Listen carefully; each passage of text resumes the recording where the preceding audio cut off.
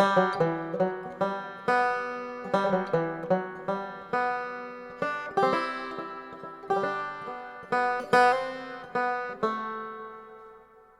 listening to Bill Scott's Cape Leeuwin Diary.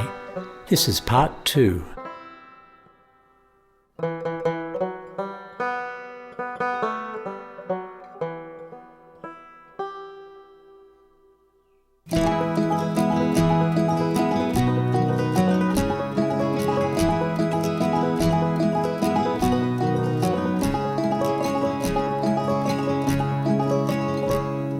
Wednesday, June the 1st. They left Cairns at 0700 hours bound for Willis Island, but stopped immediately at Fitzroy Island off Cape Grafton. The Duck went off to the station at Big Fitzroy. I drew the launch and a recharge of gas at Little Fitz, which is 50 feet of granite, crevices and vines, separated from Big Fitz by a strait of about 200 yards across. It's an unattended light. We had to manhandle the heavy cylinders over the coral. It took 3 men to lift each one. Then we slung them 2 at a time to the flying fox hook. I was then one of the blokes who went to the top and leant onto the winch handles. It takes 10 solid minutes to wind 2 cylinders to the top and 1 minute to watch them rumble to the bottom again empty. It's just as well the winch is fitted with a freewheel and a brake, or we'd probably have to wind them downhill as well. Jagged rough stone and a few feeble pine trees cling in the crevices, reach to the skies. No blade of grass, just the rock and the concrete. We wind with the sweat running into our eyes. It was a glorious day of sun and wind blowing. Being so high, we had a magnificent view of Cairns, the tableland, Cape Grafton to the south-southwest. Golden orchids are flowering across the coral-filled strait on the granite-spined foreshore of Big Fitzroy. We finished at 5 o'clock and came aboard for tea, and then sailed at 6 in the haze of dusk. Tomorrow sometime we call at Bougainville Reef and then on to Willis, 220 miles away. There's a crate of fowls in the forward hatch, 12 ladies and 1 gent. They're going to Willis also. It's strange to hear a rooster boasting out here, and hear no other rooster for so many watery miles to yell defiance back at him.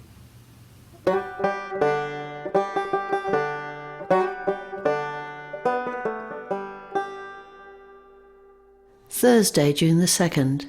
They arrived at Bougainville Reef at about 0600 hours.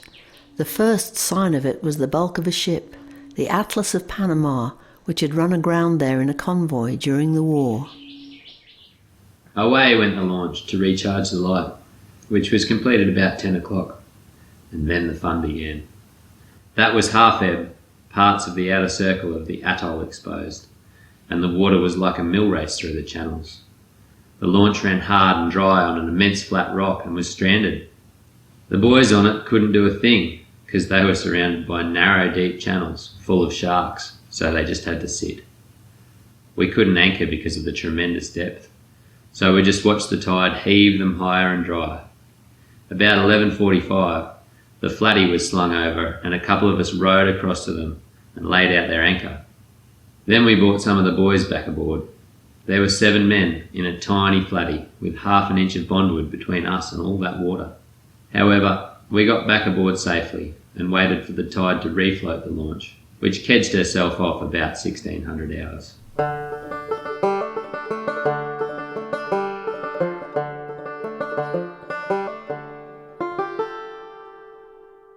Friday, June the 3rd. They spotted the radio masts at Willis Island about 6:30 a.m, then gradually raised the island with its cloud of circling birds. Circling and screaming all day. They were mostly sooty terns and common terns, with a few bosun birds and boobies. Ashore the ground is thick with birds, eggs perfectly camouflaged as pieces of coral, little yellow fuzzy balls with black beaks, black legs and webbed feet, and black shiny beady eyes. There are some partly feathered and some almost ready to fly. The chooks went ashore and they were glad to do so. They were very bourgeois fowls, but I will miss them. They made a contribution to my diet not to be sneered at. They made 8 runs ashore in the Duck, then headed back to Cairns, hoping to arrive on Sunday night.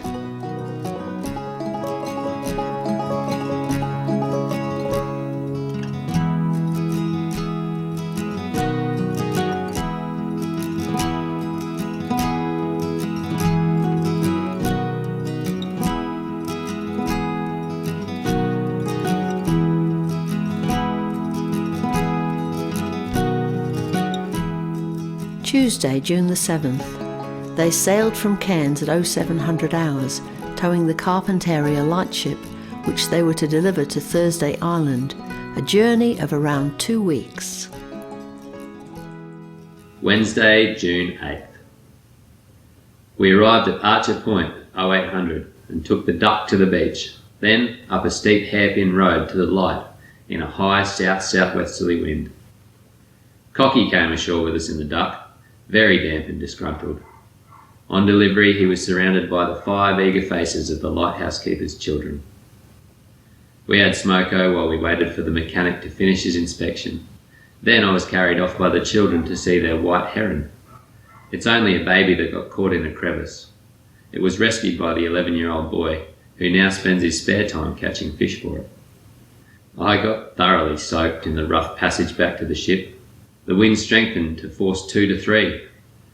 We had lunch aboard, then on to Rocky Island for the mechanic to inspect the light. 3 of us then carried a bundle of 14 by 14 Oregon, 10 feet up a 50-foot perpendicular slope. What fun we do have. We got back to the ship after trouble getting afloat. The lightship was doing duck dives astern, smothered in foam on such a wild night. The wind is now southeast, force 2 to 3, with rain squalls. Way up in the crow's nest, the wind is in the shrouds. It clamours through the clew lines and drives the flying clouds. Blow, wind, blow, blow, wind, blow. The wind is in the sky, sails blow, wind, blow.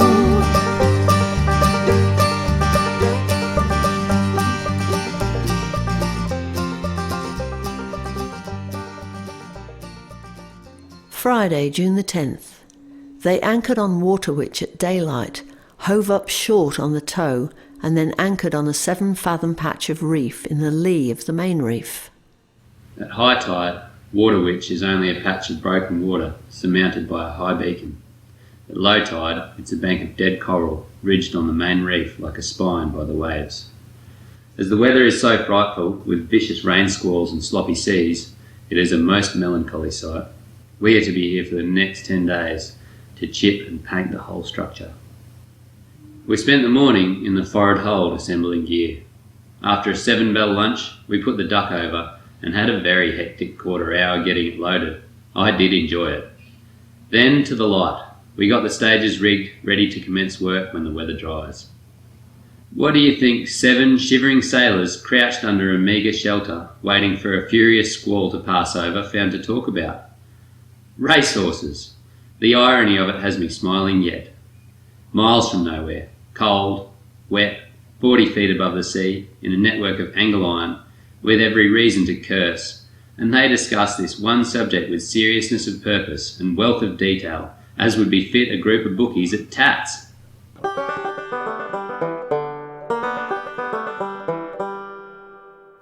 Saturday, June 11th. All day chipping and scraping over our watery base. A bronze whaler shark cruised around the reef for half an hour this morning, only about 7 feet long, but vicious looking, and in water so shallow that his tail as well as his dorsal fin showed above the water. We have a character on board who is a clown with Barnum and Bailey's circus in America and Canada. At 65 he can still turn handsprings. He peels spuds for his living now. He's just a slushy and a patient, gentle, quiet, decent little fellow at sea. In port, it takes him about 4 hours to become a clown again. A dry but very blustery day. The rain has begun again with nightfall. The breeze sings in the rigging, it trills and pipes its call, thrums away on the foremast stay and past the jib downhaul. Blow, wind, blow, blow, wind, blow. sails, blow, wind, blow.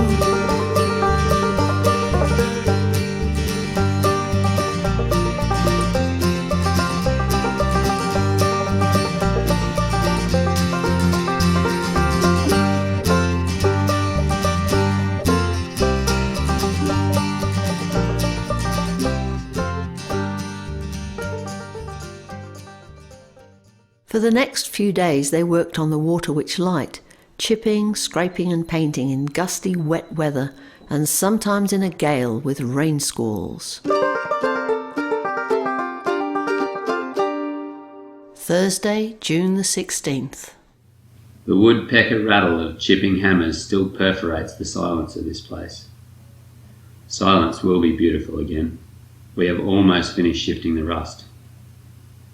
Tomorrow the paint starts to go on, still blowing like hell's delight and pelting rain squalls go over every hour. We had a better landing these past 2 days, as low tide has been at noon and the launch has been able to creep in over the rocks, and we land only thigh deep. We all strip to the skin when safely out of sight of the ship and land in oilskins and rubber boots with our clothes held over our heads. It's an edifying spectacle, especially when someone slips and sits down in a crackle of malediction among the hoots of more fortunate surfers. We have only 2 more days here, 3 more until we meet the El Sana. Saturday, 18th of June. We leave Waterwitch with no regrets whatever. It's been a thoroughly miserable stay.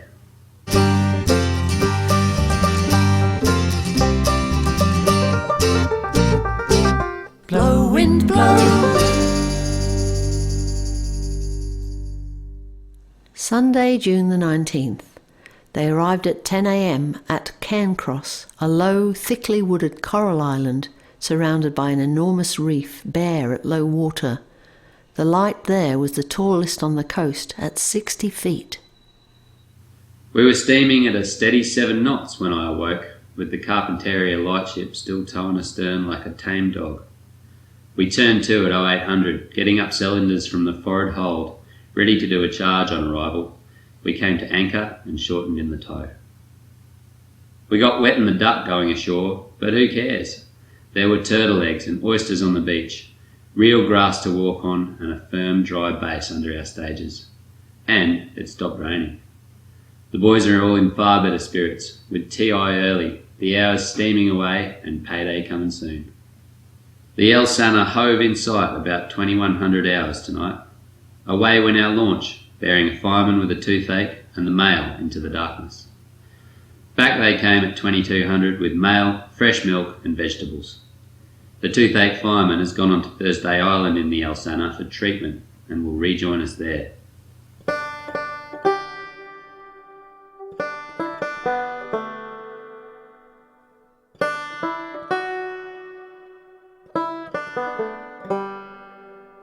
Monday, June 20th. I spent a good dry day ashore. There was sun part of the day. Rust is falling like rain from the light as the boys start to get into their stride. I've become sort of a rouseabout here, boiling the billy for smoko and helping the mechanic. Much mirth around the island as the boys make holiday after our cramped, restricted fortnight since Cairns. Everyone's in good spirits.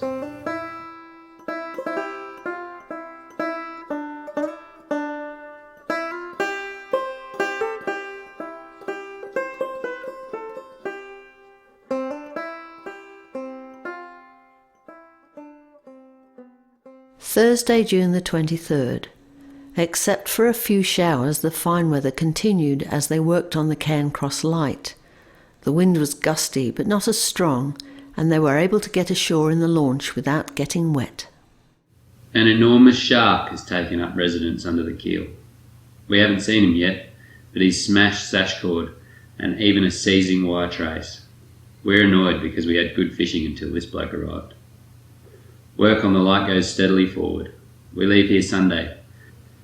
The night before last I was going to bed when I saw our anchor coming over the side. The tide had turned and swung the lightship alongside. It was a hectic 5 minutes until the current carried her clear again. I was running around with an enormous coir fender, trying to anticipate where she would hit next. I gave the crew's library a good turnover and tossed out 2/3 of it. There is some interesting stuff left. Dozens of killers and 6 guns too. I open for business tomorrow night, 6 p.m.